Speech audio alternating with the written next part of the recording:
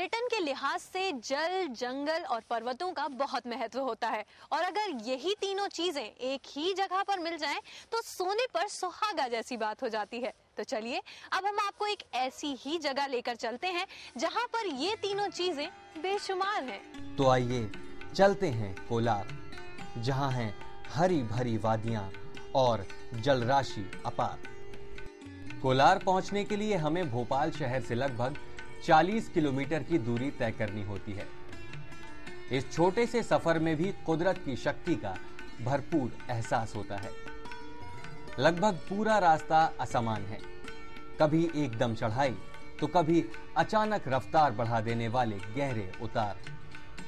कोलार जाते हुए रास्ते में पड़ने वाले इस स्थान से सिर्फ 3 किलोमीटर दूर अंदर वनग्राम कठौतिया है, जहां विश्व धरोहर घोषित हो चुके भीम बैठिका के समान ही शैलचित्र मौजूद हैं। कुछ और दूर आगे बढ़ने पर यहां पर एक स्थान ऐसा भी पड़ता है जो कि बेतवा नदी का उद्गम स्थल है। ये दोनों ही स्थान पर्यटन के लिहाज से एकदम मुफीद हैं। इसके साथ ही कोलार रोड से एक रास्ता दर्शनीय स्थल केहरी महादेव की ओर भी जाता है। भोपाल से कोलार के बीच कुछ क्षेत्र राता पानी का भी आता है।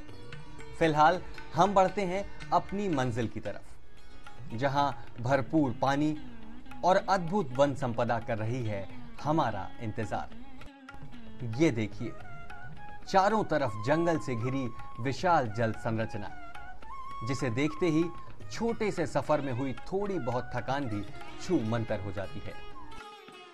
वास्तव में ये जल संरचना वीरपुर के चिकल पानी फॉरेस्ट में कोलार नदी पर बना डैम है, जिसमें अथाह जलराशि को संजोया गया है। यही वो जगह है जो कम बारिश के समय या पानी की कमी होने पर भी हमें आश्वस्त करती है कि हमारे गले सूखे नहीं रहेंगे। दूर तक फैली इस अथाह जलराशि का नजारा देखते ही बनता है। यकीनन इस पानी को देखकर आपका मन भी इसके करीब जाने को हो रहा होगा। तो आइए चलते हैं नौका विहार के लिए। चारों ओर से पहाड़ों और जंगलों से घिरे पानी पर नाव की सवारी करना वाकई अद्भुत है। पानी को चारों ओर से घेरने वाले इन पर्वतों और जंगलों में भी जल्दी ही पर्यटकों की आवाजाही देखी जा सकेगी। शासन द्वारा निकट भविष्य में यहाँ कई लुभावनी गतिविधियां शुरू की जाएंगी। कि जो फॉरेस्ट रेस्ट हाउस है, पहला तो हम उसका रिनोवेशन कर रहे हैं। उसके रिनोवेशन के साथ साथ उस क्षेत्र में एक बॉटनिकल गार्डन डेवलप करने की बात हो रही है। एक नेचर इंटरप्रिटेशन सेंटर बनाएंगे, इसका प्लानिंग हो रहा है। फिर वहाँ पे कैंपिंग साइट्स डेवलप करेंगे, जिसमें कुछ लॉग हट्स बनाएंगे, टेंट्स लगाएंगे। सामान्य सैलानियों के अलावा कोलार में अक्सर पक्षी प्रेमियों का भी जमावड़ा बना रहता है और ये पक्षी प्रेमी यहाँ से अपने साथ उन पक्षियों को भी साथ ले जाते हैं। अरे अरे रुकिए, जाल फेंककर या शिकार करके नहीं, बल्कि अपने कैमरे में कैद करके। रोमांच में रुचि लेने वाले सैलानी इन गतिविधियों के तहत ट्रैकिंग और माउंटेनिंग इत्यादि खेलों का मजा उठा सकेंगे। पानी में जरा और आगे बढ़ने पर हमें किनारा सा दिखाई देता है, लेकिन किनारा तो अभी दूर है। तो फिर ये क्या है? अरे वाह, ये तो पानी के बीचों बीच बना एक टापू है। चारों तरफ पानी से घिरे इस टापू की अपनी अलग ही छटा है, जिसका आनंद सैलानी अनोखी पिकनिक मनाकर उठा सकते हैं।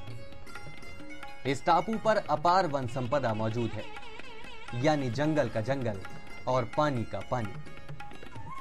यहां पहुंचने पर वो अनुभव होता है जिसका मजा उठाने के लिए सैलानियों को मढ़ई तक जाना होता है। वैसे इस टापू के मुतालिक एक सुखद खबर यह है कि जल्दी ही इसका कायाकल्प किया जाएगा, जिससे सैलानी पानी के बीचों बीच एक अविस्मरणीय पिकनिक का मजा उठा सकेंगे। भाई, अब पानी की बात चली है तो मछलियों का जिक्र भी लाजमी है। कोलार नदी के इस पानी में वैसे तो विभिन्न प्रकार की मछलियां पाई जाती हैं, लेकिन महसिर प्रजाति की मछली यहाँ बहुतायत में मिलती है। सैलानीगर यहाँ घूमते फिरते कुछ थक जाएं तो एंगलिंग का मजा भी उठा सकते हैं। ये देखिए, यहां तो इंतहा हो गई इंतजार की, और यहां खुशी पकड़े हुए शिकार की। भाई वाह, क्या बात है। कोलार पर्यटन क्षेत्र में सिर्फ घूमने घुमाने ही नहीं, बल्कि सुस्ताने और आराम फरमाने का भी पूरा इंतजाम है। ये देखिए, यह है वन विभाग का गेस्ट हाउस, जहां आप परिवार एवं मित्रों के साथ एक अच्छा समय बिता सकते हैं। सबसे बड़ी बात तो यह है कि इस आराम गाह के अहाते से भी आप यहाँ के विहंगम दृश्यों को निहार सकते हैं। दूर तक फैला पानी और अथाह वन संपदा, जो यकीनन जिंदगी में नहीं मिलती यदा कदा। वाकई कुदरत की कुछ खास मेहर है इस स्थान पर। जर्रे जर्रे में दमक है, पत्ते पत्ते में खनक है, और प्रकृति के संगीत को सुनते हुए हर कोई जैसे इसी में खो जाना चाहता है। वैसे इस गेस्ट हाउस के अलावा भी यहाँ एक और गेस्ट हाउस है, जो कि सिंचाई विभाग का है। गेस्ट हाउस में आराम फरमाने के बाद पानी से इतर कोलार में अगर कुछ और काबिले दीद है तो वो है यहाँ के जंगल, यहाँ की वन संपदा। दूर तक फैले पानी को चारों तरफ से घेर कर खड़ा ये सघन जंगल शुष्क पर्णपाती है। सागौन का ये बेशकीमती जंगल 200 वर्ग किलोमीटर में फैला हुआ है, जहां सागौन के अलावा कई और प्रजाति के लंबे ऊंचे दरख्त आपका खैर मकदम करते नजर आते हैं। पत्तों से लदे फदे पेड़ और हरियाली तो हमेशा ही सभी को आकर्षित करती है, लेकिन इस सूखे पेड़ की तो बात ही कुछ और है।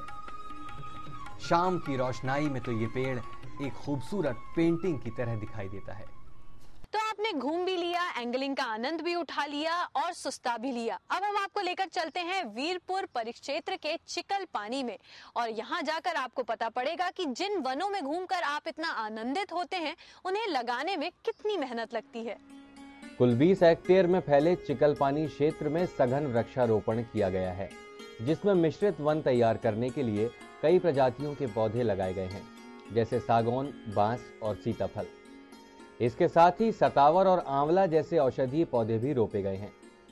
निश्चित ही आज के ये नन्हे पौधे जब कल तैयार होंगे तो न सिर्फ ठंडी छांव उपलब्ध होगी, बल्कि पर्यावरण संरक्षित रखने में भी भरपूर मदद मिलेगी। चिकलपानी क्षेत्र में इसके अलावा वन सुरक्षा समिति के सहयोग से एक स्वसहायता समूह का गठन किया गया है, जिसमें आसपास के ग्रामीणों को शामिल किया गया है। इन स्थानीय ग्रामीणों को विभाग द्वारा फेंसिंग पोल का निर्माण प्रशिक्षण देकर रोजगार भी मुहैया कराया जा रहा है, जिससे न सिर्फ समुदाय आधारित इको पर्यटन को बढ़ावा मिल रहा है, बल्कि विभाग को आर्थिक लाभ भी पहुंच रहा है। इन तैयार पोलों से ही इस वन क्षेत्र को घेरा जाएगा, ताकि वन संपदा सुरक्षित रह सके। तो देखा आपने, बीज बोने से लेकर फल लगाने तक और उसके बाद संरक्षण करने तक कितनी मेहनत और धीरज का काम है ये। और जब ये काम ईमानदारी से किया जाता है तो प्रकृति भी अपना आशीर्वाद देने से नहीं चूकती। यकीन नहीं आता तो देखिए सूरज के ये नजारे और आपको खुद ब खुद इस बात का भरोसा हो जाएगा। पल पल अपनी स्थिति बदलता हुआ सूरज इन दरख्तों की खूबसूरती में जैसे चार चांद लगा देता है। सुबह की नरम धूप और पंछियों का कलरव रात भर के अलसाए पेड़ों को जैसे जगा देता है। उस पर मध्यम मध्यम हवा जब बहती है तो मानो पूरा माहौल रूहानी हो जाता है, मानो कोई सूफी दरवेश सुबह के राग में इबादत कर रहा हो। दिन चढ़ने के बाद यहाँ धूप छांव का अनोखा मेल देखने को मिलता है, और शाम की तो क्या कहने। ढलते सूरज की सुनहरी किरणें पड़ने पर हर एक पेड़ कुदरत की सबसे नायाब कलाकृति बन जाता है। वाकई कुदरत से बड़ा कोई कलाकार नहीं। यहां आकर हमारी भी यही मनोकामना है कि आपकी यहां आने की इच्छा जल्दी ही पूरी हो, आप भी देख सकें प्रकृति के विविध रंग एवं खूबसूरती बेशुमार, और कह सकें धन्यवाद कोलार।